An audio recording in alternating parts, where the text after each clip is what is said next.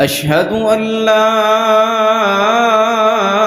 إله إلا الله وحده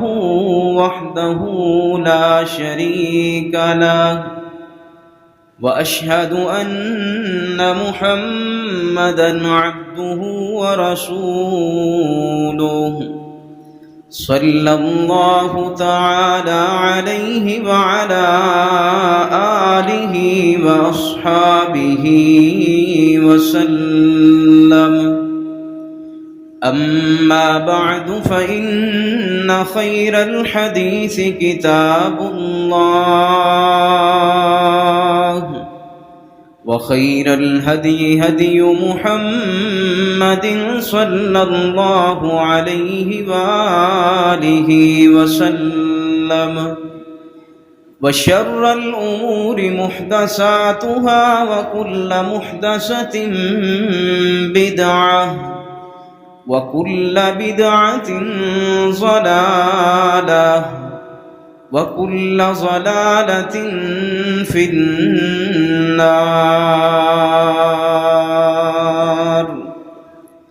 اللهم صل على محمد وعلى آل محمد كما صليت على إبراهيم وعلى آل إبراهيم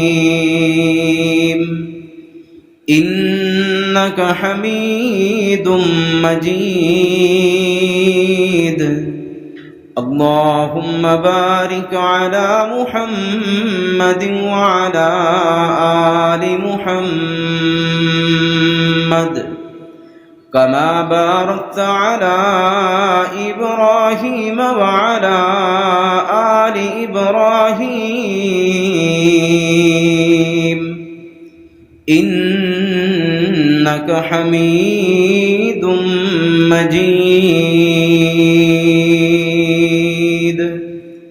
رب اشرح لي صدري ويسر لي أمري واحلل عقدة من لساني يفقه قولي. رب زدني علما. أعوذ بالله السميع العليم من الشيطان الرجيم. بسم الله الرحمن الرحيم.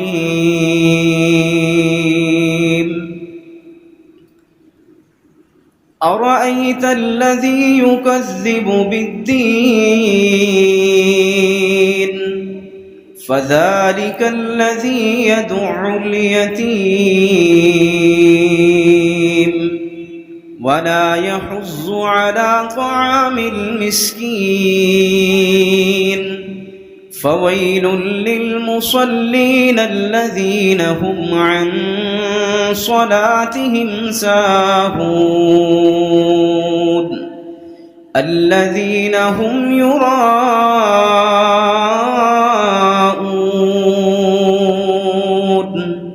ويمنعون الماعون.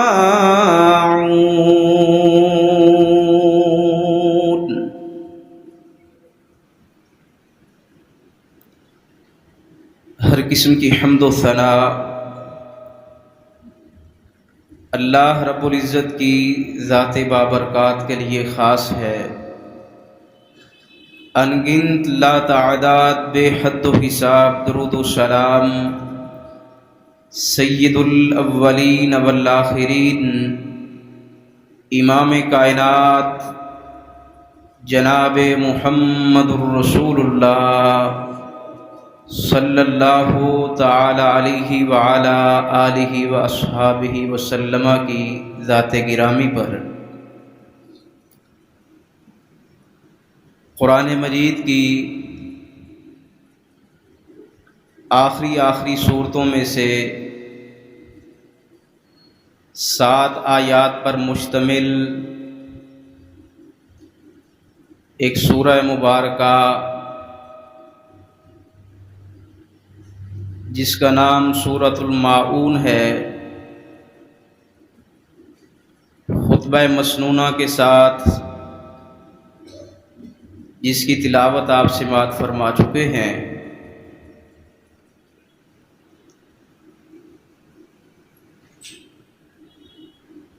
ان 7 آیات میں حقیقی دینداری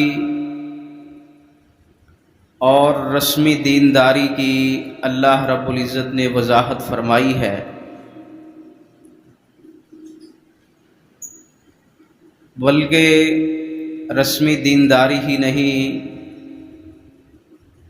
کہا گیا کہ یہ کام، ایسے ایسے اعمال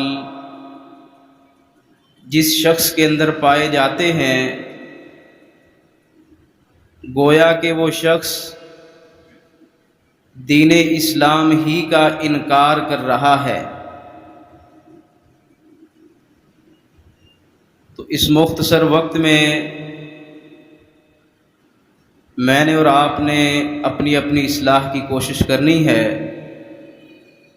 کہ کہیں وہ برائیاں، وہ خامیاں، وہ بری خصلتیں جو دین کو جھٹلانے والوں کی ہوتی ہیں، دین کا انکار کرنے والوں کی ہوتی ہیں، کہیں وہ میرے اور آپ کے اندر تو پائی نہیں جا رہی۔ اگر ایسا معاملہ ہے تو آج کے خطبہ جمعہ کو سننے سنانے کے بعد ہم نے انشاءاللہ ان برے اعمال کو چھوڑ کر جو اچھے اعمال ہیں، جو نیک کام ہیں، ان کو اختیار کرنے کی پوری کوشش کرنی ہے۔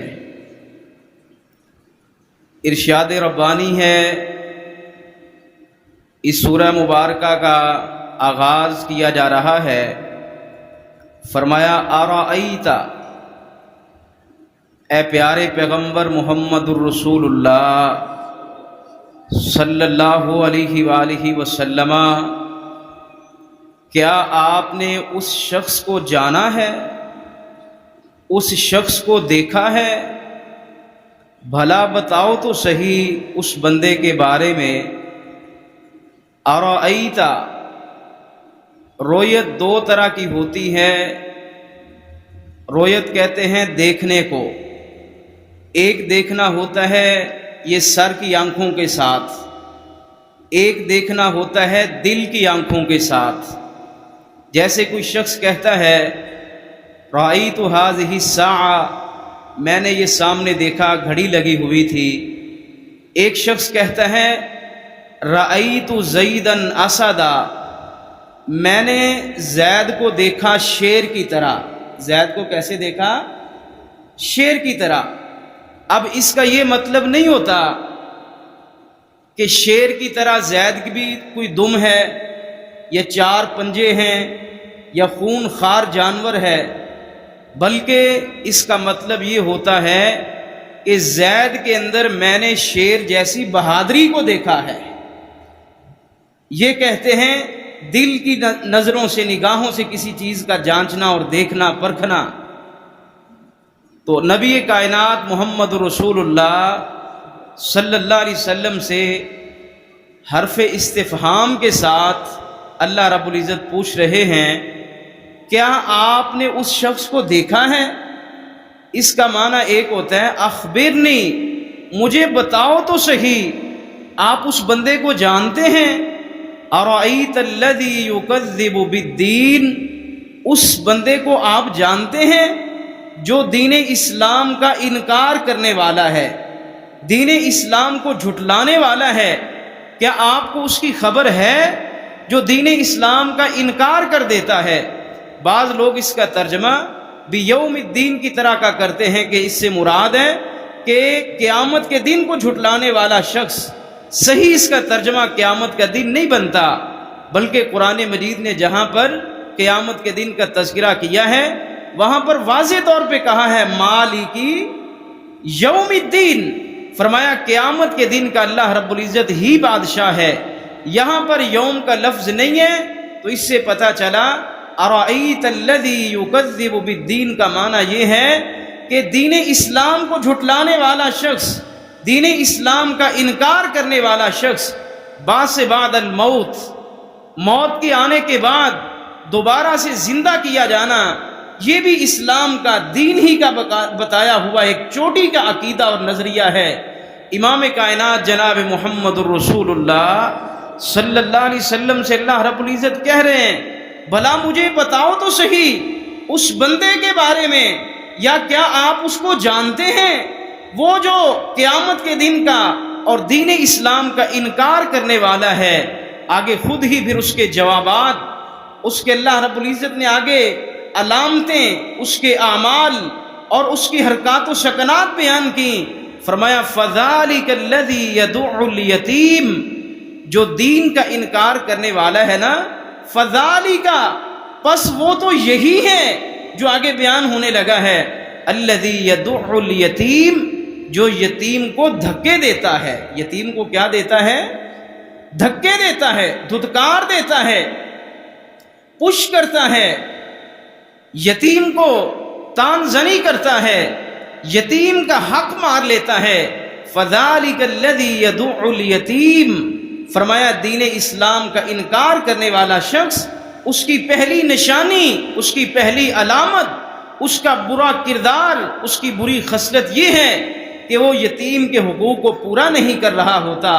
اب اس کا یہ بھی قطعاً مطلب نہیں ہے کہ یتیم تمہارے دروازے پر مانگنے کے لیے آئے، دستے سوال کو دراز کرے تو تم نے اس کو دینا ہے، بلکہ اس کا مطلب یہ ہے یتیم کا جو حق بنتا تھا، یتیم کا جو حصہ بنتا تھا، لوگ اس حصے کے اوپر غاصب ہو جاتے ہیں، ظلماً اس مال کو ہڑپ کر جاتے ہیں، جس کے بارے میں قرآن مجید نے کہا انما یأکلون فی بطونہم نارا، فرمایا جو لوگ یتیموں کا مال ظلماً ہڑپ کر جاتے ہیں، کھا جاتے ہیں، وہ اپنے پیٹ میں روٹیاں اور سالن کے نوالے نہیں ڈال رہے ہوتے، بلکہ وہ تو اپنے پیٹ کو جہنم کی آگ کے ساتھ بھرے جا رہے ہوتے ہیں۔ یتیم کا مال کھانے والا جہنم کے انگارے اپنے پیٹ میں ڈال رہا ہے، اور دوسری طرف یتیم کی عزت کرنے والا، یتیم کے حقوق کا خیال کرنے والا، الہ العالمین اپنے پیارے پیغمبر جناب محمد الرسول اللہ صلی اللہ علیہ وسلم کی ذات گرامی، آپ کی زبان رسالت سے اس بات کا بھی اعلان کرواتے ہیں۔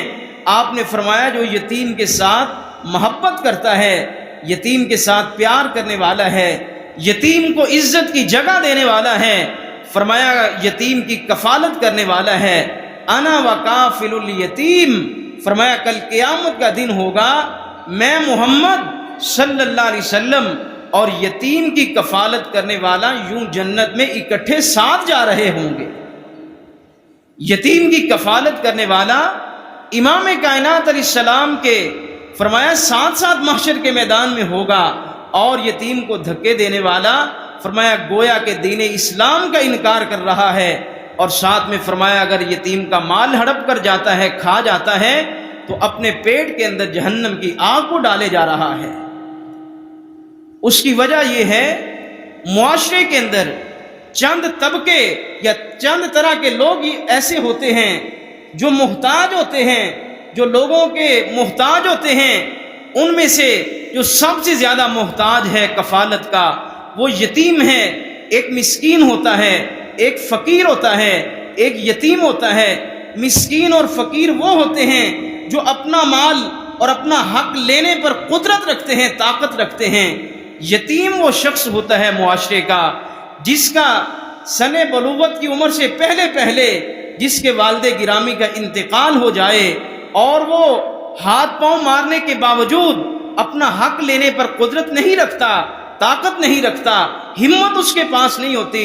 شریعت اسلامیہ نے مسکین کا تذکرہ کرنے سے پہلے، نمازی کا تذکرہ کرنے سے پہلے، لوگوں کی ضروریات کو بیان کرنے سے پہلے، اللہ رب العزت نے سب سے پہلے دین کا انکار کرنے والے کی علامت اور نشانی یہ بتائی ہے۔ فرمایا یتیم کو جو دھکے دیتا ہے وہ دین اسلام کا انکار کر رہا ہے۔ وجہ یہ ہے اگر یتیم کی کوئی شخص کفالت نہیں کرتا، یتیم کو عزت کی جگہ نہیں دی جاتی، تو یتیم پھر معاشرے کا بگڑا ہوا ایک ایسا جوان بنتا ہے جو صرف اپنے آپ ہی کو گناہوں کی لت میں مبتلا نہیں کرتا، گناہوں کی فرمایا اس کے اندر مبتلا نہیں ہوتا، بلکہ بہت سارے لوگ ایک بگڑے ہوئے یتیم جوان کی وجہ سے معاشرے کے اندر آزمائش کے جن کو سامنا کرنا پڑ سکتا ہے.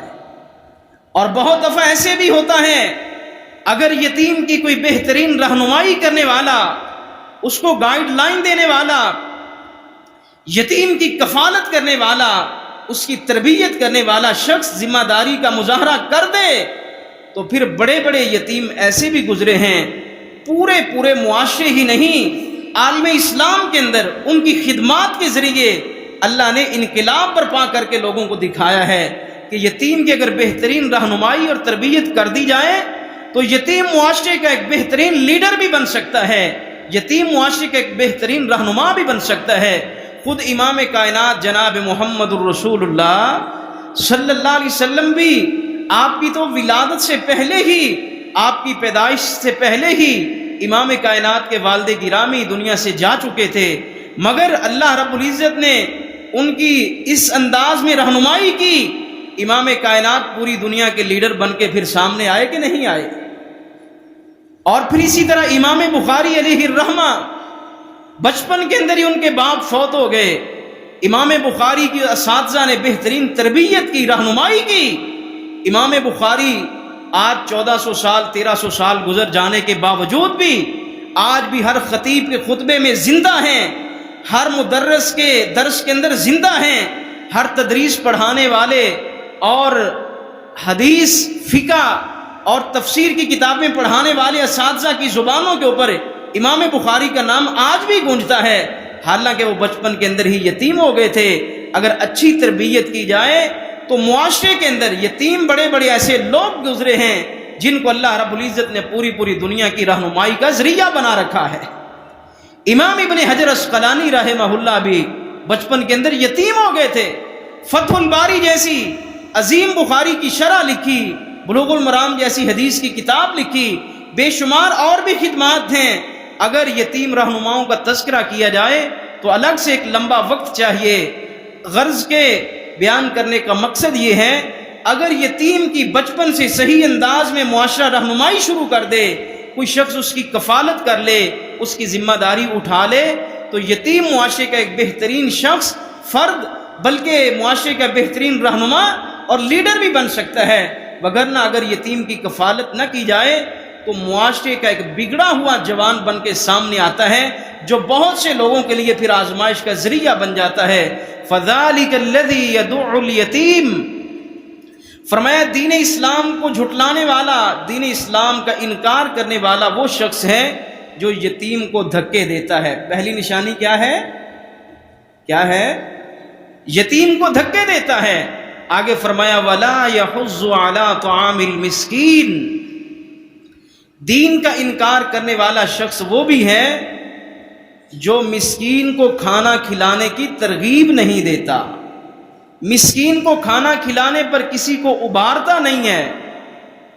عام طور پر لوگ فقیر اور مسکین کا معنی ایک طرح کا سمجھتے ہیں، ایک ہی دونوں چیزیں نہیں ہیں، بلکہ قرآن مجید میں اللہ رب العزت نے فرمایا انما الصدقات للفقراء والمساکین، فرمایا جو تمہارے صدقات ہیں، تمہاری زکاتیں ہیں، فرمایا وہ حقدار ہیں جو فقیر ہیں اور وہ حقدار ہیں جو مسکین ہیں.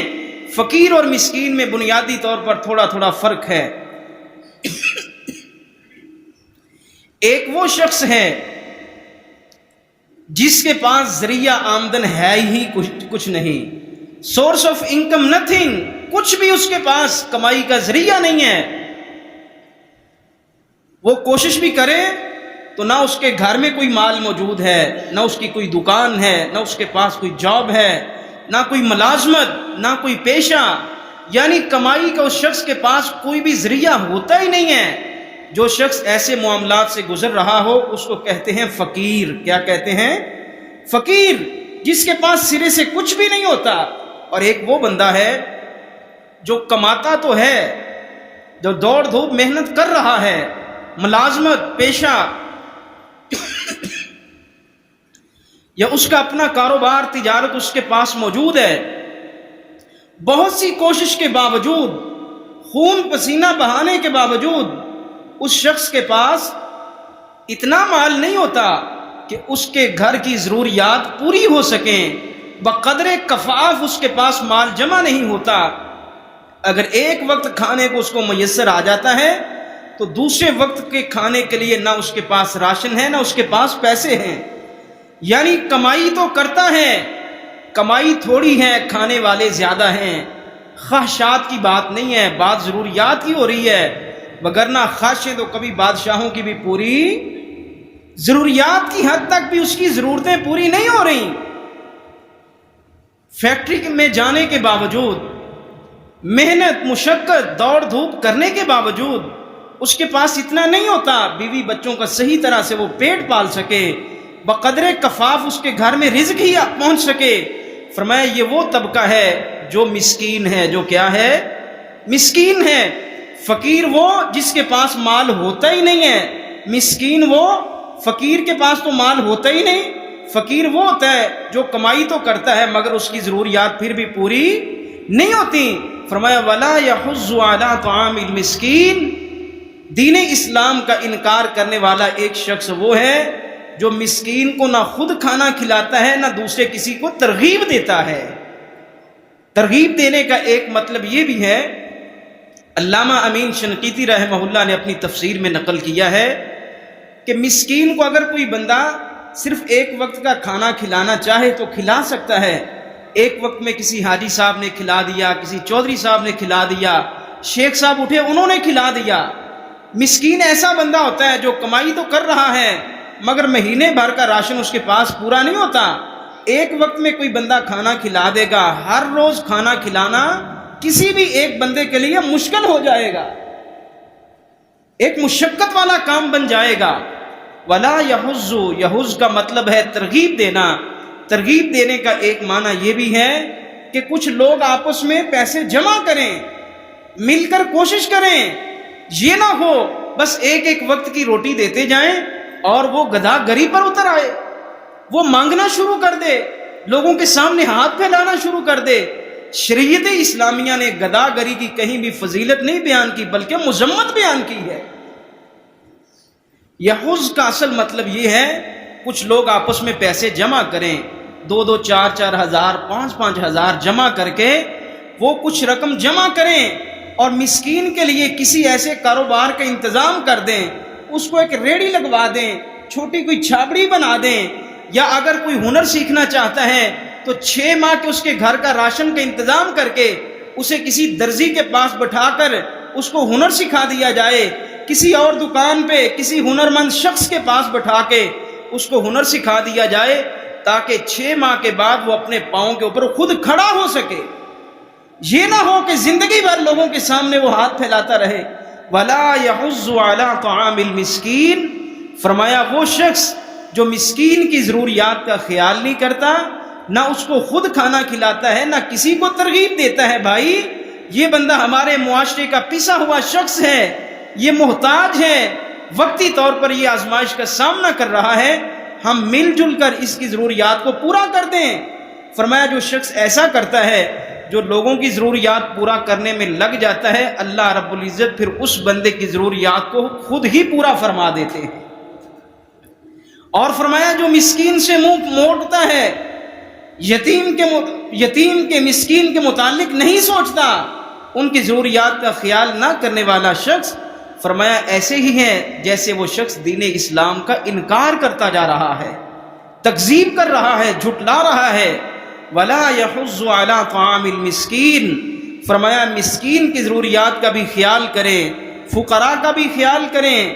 پھر فرمایا یتیموں کے جو حقوق ہیں ان کا بھی خیال کریں. حقوق کا خیال کریں گے اللہ آپ کو بھی دنیا اور آخرت کی عزتیں، امن اور راحت، چین، سکون نصیب فرما دے گا. فرمایا فَوَيْلٌ لِّلْمُصَلِّينَ. بس ہلاکت ہے نمازیوں کے لیے. کچھ نمازی بھی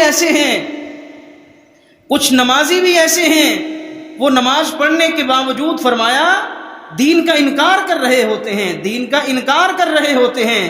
فَوَيْلٌ لِّلْمُصَلِّينَ الَّذِينَ هُمْ عَنْ صَلَاتِهِمْ سَاهُونَ. فرمایا یہ وہ نمازی ہیں، ان نمازیوں کے لیے تباہی ہے، ان نمازیوں کے لیے ہلاکت ہے جو اپنی نمازوں سے غافل ہیں، اپنی نمازوں سے غفلت برتتے ہیں. اس کے متعدد معنی ہیں. عام طور پر ہم یہ سوچتے ہیں جو بندہ نماز نہیں پڑھتا شاید صرف وہی گنہگار ہے۔ شریعت اسلامیہ کہتی ہے جو نماز پڑھتا نہیں وہ تو واقعی گنہگار ہے۔ کچھ لوگ ایسے ہیں جو نماز پڑھنے کے باوجود نماز کے معاملے میں غفلت اور سستی کا مظاہرہ کرتے ہیں۔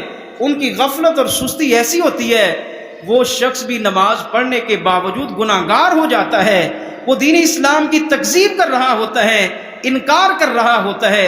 آئیے اس کے کچھ معنی بیان کرنے کی کوشش کرتے ہیں۔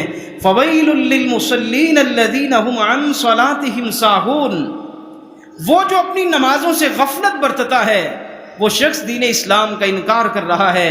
نمازوں سے غفلت برتنے کا ایک مطلب یہ ہے، اللہ رب العزت نے دن میں 5 نمازیں فرض کی ہیں۔ کتنی؟ اللہ ہمیں 5 وقت کا پکا سچا نمازی بنا دے۔ یہ کبھی 3 پڑھ لیتا ہے، کبھی 2 پڑھ لیتا ہے، اور بہت سے جوان ایسے بھی مل جائیں گے جو کہتے ہیں بس فجر دی پڑھیندی ہے، باقی میرے کو پڑھن دا ٹائم ہی نہیں لبدا۔ دفتر جو نہ آفس جو نہ مصروفیتاں بڑیاں نے۔ فرمایا الذین هم عن صلاتهم ساہون، نمازوں سے جو شخص غفلت برتتا ہے یہ جہنم کی وادی ویل کے اندر جائے گا۔ نمازوں سے غفلت برتنے کا دوسرا معنی یہ ہے، ایک شخص نمازیں تو 5 پوری پڑھتا ہے، نمازیں تو 5 پوری پڑھتا ہے، مگر پڑھتا اس طریقے سے ہے اس کا رکوع، اس کا سجدہ، اس کا قیام وہ نہیں ہوتا جو پیارے پیغمبر محمد رسول اللہ صلی اللہ علیہ وسلم نے بیان کر رکھا ہے۔ یہ شخص اپنی مرضی سے قیام کرتا ہے، اپنی مرضی سے ہاتھ باندھتا ہے، اپنی مرضی سے ہاتھ کھولتا ہے، اپنے ہی اس نے طریقے بیبے سے سیکھے ہوئے، بابے سے سیکھے ہوئے اپنائے ہوئے ہیں۔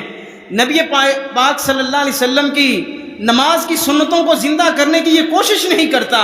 فرمایا یہ بھی نماز سے غفلت برت رہا ہے، نماز پڑھنے کے باوجود فرمایا گویا یہ دین اسلام کا انکار کرتا جا رہا ہے۔ نماز وہ جو سنت کے مطابق ہو، نبی پاک کے طریقے کے مطابق ہو۔ نماز سے غفلت برتنے کا ایک مطلب یہ ہے، انسان نمازیں تو 5 پڑھتا ہے، پوری پڑھتا ہے، مگر اس کو باجماعت پڑھنے کی فکر نہیں ہوتی، وہ تکبیر اولیٰ کا اہتمام نہیں کرتا، کبھی جماعت کے ساتھ مل گیا، کبھی بغیر جماعت کے پڑھ لی، کبھی مسجد میں آ کے پڑھ لی اور کبھی گھر میں ہی شروع کر دی۔ الذین هم عن صلاتهم ساہون، فرمایا جو نمازوں سے غافل ہیں یہ دین اسلام کا انکار کرنے والے ہیں۔ اس کا ایک معنی اور بھی ہے، امام کائنات جناب محمد الرسول اللہ صلی اللہ علیہ وسلم کی پیاری عظیم الشان مسجد نبوی کا وہ منظر ہے، وہ مسجد جس کو نبی کائنات نے اپنے ہاتھوں سے بنایا تھا، جس کے لیے چندہ خود جمع کیا تھا، صدیق و فاروق عثمان و علی کے سجدوں کی جگہ ہے وہ مسجد۔ مسجد نبوی میں ایک شخص آیا، اس نے نماز پڑھی، مسجد سے جا رہا ہے، اللہ کے رسول نے بلا لیا، فرمایا صلی، نماز پڑھ، فَإِنَّكَ لَمْ تُصَلِّ، تو نے نماز پڑھی ہی نہیں ہے۔ مضارع کے صیغے کے اوپر جب عربی زبان جاننے والے اس بات کا علم رکھتے ہیں، مضارع کے اوپر لم کا معنی داخل ہو جائے، ماضی منفی کا معنی ہو جاتا ہے کہ یہ کام تو ہوا ہی نہیں ہے۔ اس نے نماز پڑھی ہے، جا رہا ہے، آپ نے بلایا، فرمایا صلی، نماز پڑھ، کہتا اللہ کے رسول میں تے پڑھ لیے۔ آپ نے فرمایا انک لم تصلی، بے شک تو نے نماز پڑھی ہی نہیں ہے۔ اس نے نماز پڑھی، پھر جا رہا ہے، پھر بلایا دوسری مرتبہ، بلا کے پھر وہی حکم ہوا کہ نماز پڑھو، تو نے نماز نہیں پڑھی۔ تیسری مرتبہ پھر ایسے ہی ہوا، کہتا اللہ کے رسول مجھے تو ایسے ہی پڑھنی آتی ہے، میں تو ایسے ہی پڑھ کے چلا جاتا ہوں۔ امام کائنات اپنی کوثر و تسنیم کے اندر دھلی ہوئی زبان رسالت سے اعلان فرماتے ہیں، فرمایا جس طرح نماز تو نے پڑھی ہے نا، اس طرح کی نماز کو میرے پروردگار کو ضرورت ہی نہیں ہے۔ نہ تو نے قیام صحیح کیا ہے، نہ تو نے سجدہ صحیح کیا ہے، نہ تو نے رکوع صحیح کیا ہے۔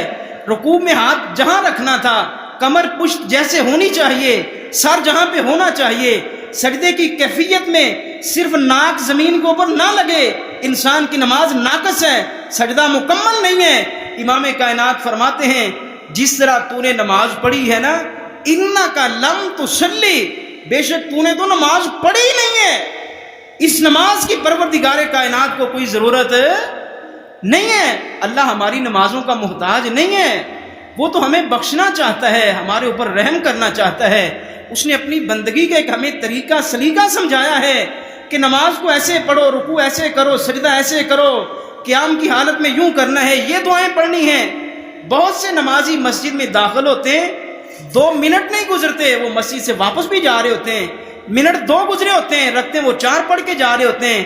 ایسے لگتا ہے تیز گام ٹرین سے بھی زیادہ نماز پڑھنے کی رفتار کو اختیار کیے ہوئے ہیں۔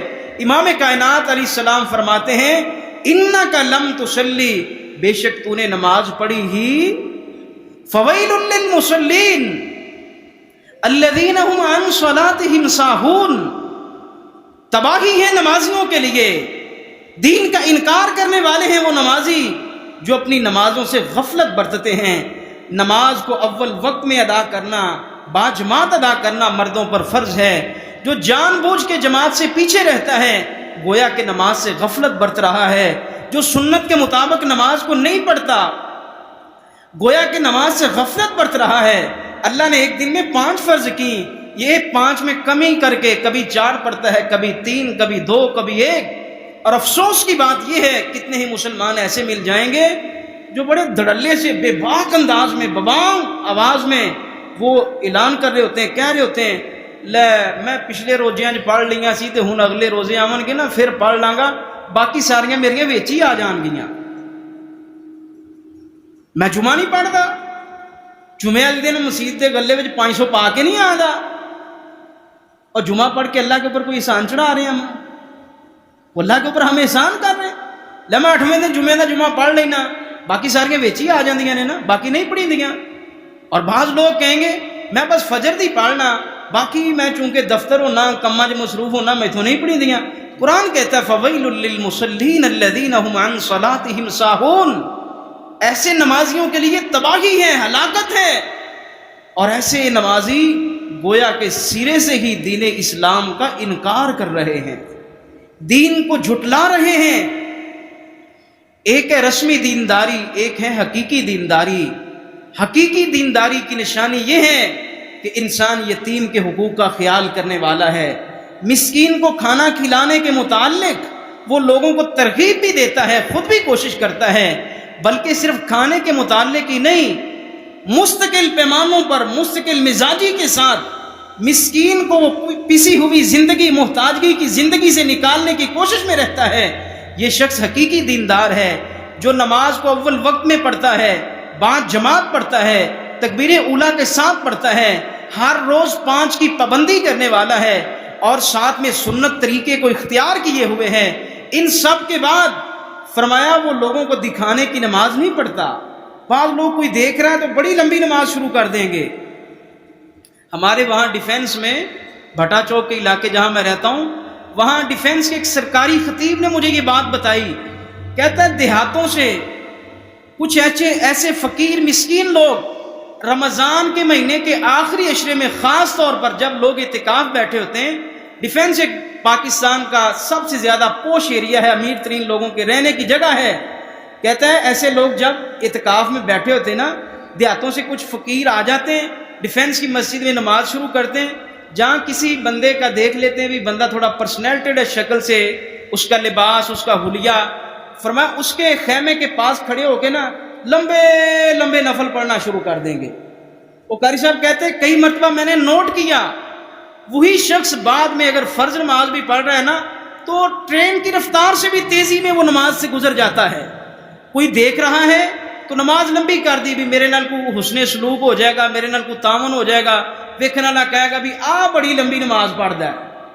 فویل للمصلین الذین هم عن صلاتهم ساہون الذین هم یراؤون، فرمایا نمازیوں کے لیے تباہی ہے، ہلاکت ہے جو اپنی نمازوں کے معاملے میں غفلت برتتے ہیں۔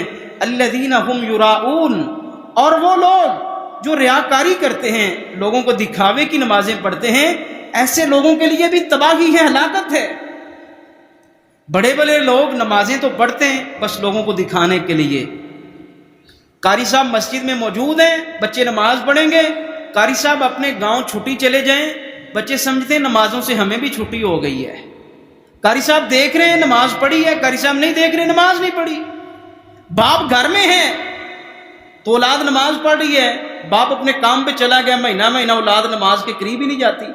خاوند سر پر ہے، گھر میں موجود ہے، بیوی نماز پڑھ رہی ہے، خاوند سر پر نہیں ہے، بیوی کو نماز کی فکر ہی نہیں ہے۔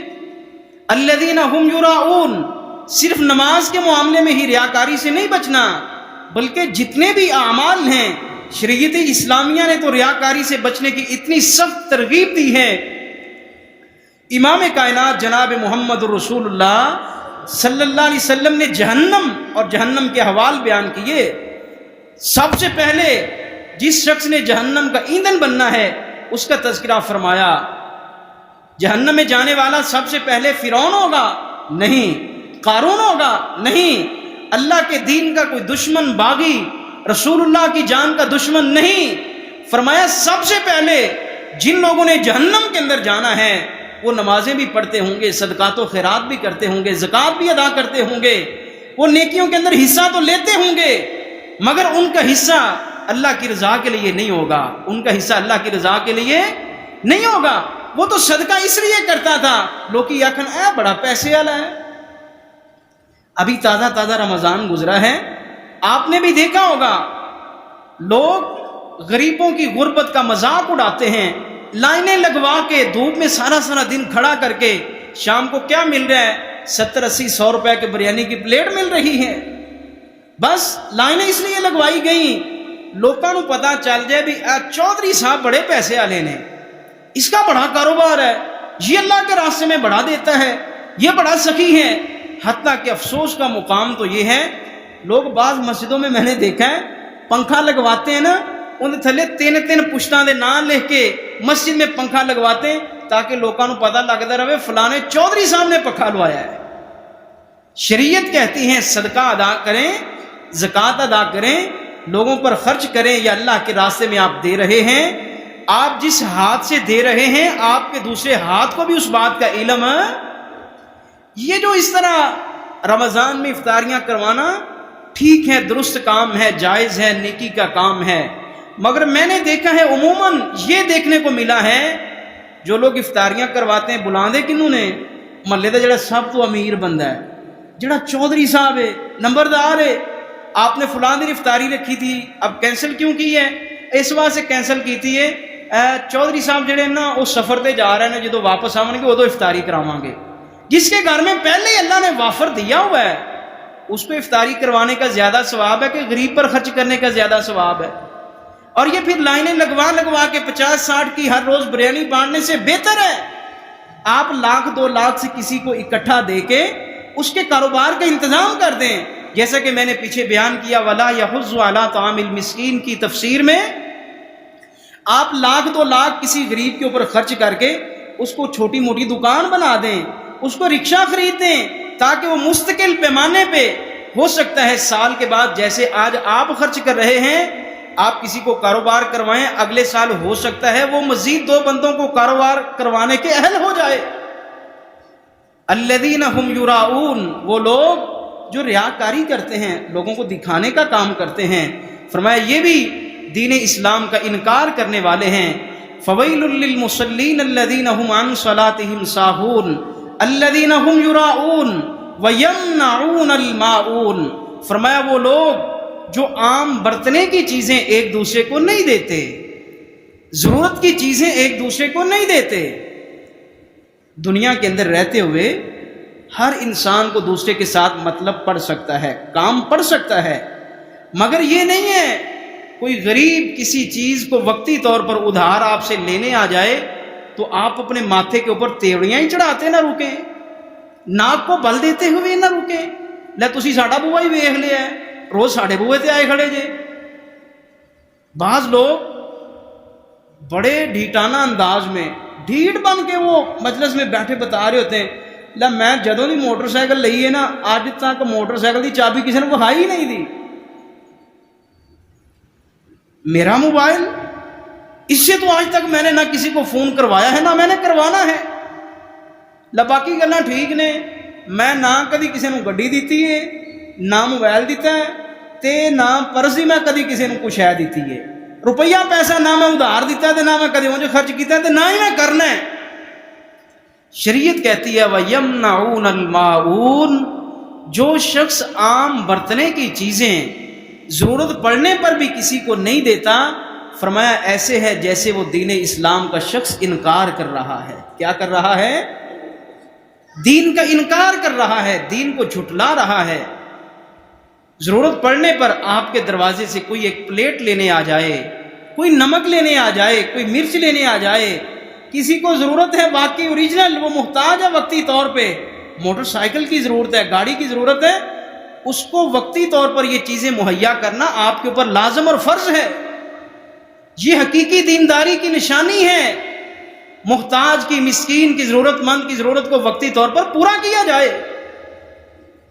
ہاں آپ کچھ لحاظ رکھیں، کوئی دائرہ کار بنا لیں. آپ کو پتہ ہے یہ جوان مجھ سے موٹر سائیکل مانگ کے لے کے جائے گا، اس نے ون ویلنگ کرنی ہے، اس نے ریسیں لگانی ہیں، تو آپ نہ دیں.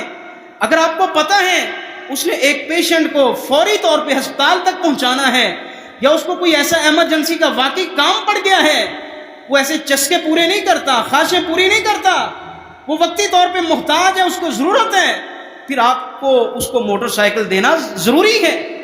اگر آپ اپنی گاڑی اس کو دے نہیں سکتے تو اسے کہہ دیں بھائی میں چابی تو آپ کو نہیں دے سکتا، چلیں میرے ساتھ بیٹھ جائیں، جہاں جانا ہے میں آپ کو چھوڑ آتا ہوں، ہسپتال تک میں آپ کے ساتھ چلے جاتا ہوں. اگر ضرورت پڑنے پر آپ کسی کو کوئی چیز نہیں نہ دیتے. بیبیاں نے بھی بڑی بیماری ہوندی ہے، بیبیاں نہیں میں نہیں دینیاں ہے پلیٹاں، ایک پلیٹ بھی ٹوٹ گئی تو ایویں ہوئے گا جی میرا سارا ڈنر سیٹ ہی ضائع ہو گیا ہے، لہذا میں تو نہیں دینی، اور کتوں منگ لو. تھی ساڑا بوا ہی ویکھیا ہے، روز اتنے ٹورے ہوندے جے، ساڑیاں بھی توڑ کے کھلوو گے، ساڑیاں بھی گم جانگیاں، پھر تمہیں ساہ آئے گا. ایسے نہیں کرنا. وَيَمْنَعُونَ الْمَاعُونَ. وقتی طور پہ اگر کوئی تمہارے دروازے پہ لینے کے لیے کوئی چیز آ گیا ہے، اس میں تکبر والی کوئی بات نہیں ہے، اس میں غرور کرنے والی کوئی بات نہیں ہے.